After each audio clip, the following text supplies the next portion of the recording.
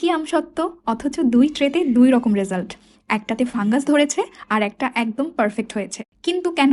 সেটাই এখন বলবো। সবসময় কাঁচা আম দিয়ে আমসত্ত্ব বানালেও পাকা আম দিয়ে কখনো ট্রাই করা হয়নি, আর এখন বাজারে প্রচুর আম পাওয়া যাচ্ছে, তাই ভাবলাম পাকা আম দিয়ে আমসত্ত্ব বানানো যাক। ভিডিওটা আসলে আমি গুছিয়ে করতে পারিনি। তো প্রথমে যেটা করেছি, পাকা আম আমি পানি ছাড়া ব্লেন্ড করে নিয়েছি, পাকা আমের একদম ঘন পিউরি পেয়েছি। এখন জাল করার জন্য একটা কড়াইয়ে ঢেলে নিলাম। আমি কিন্তু এখানে আমের পিউরি ছেঁকে নেইনি, আর এক্সট্রা পানিও অ্যাড করিনি। এরপর কিছুক্ষণ জাল করে আমি এখানে সামান্য একটু বিট লবণ দিয়েছি, কিন্তু পরে মনে হয়েছে বিট লবণ না দিলে হয়তো আরও বেশি মজা হতো।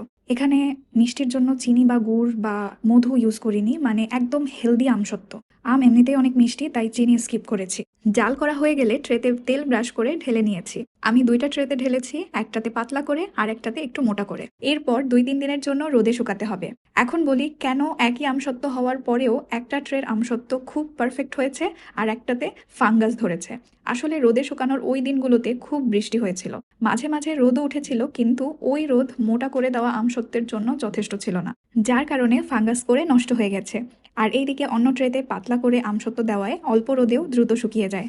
এভাবে পাকা আমের আমসত্ত্ব বানিয়ে কিন্তু সারা বছর পাকা আমের টেস্ট পাওয়া যেতে পারে। অ্যান্ড এটার টেস্ট সত্যি খুব ভালো ছিল, একদম পাকা আমের মতো। That's it for today. Follow just Omi for more delicious.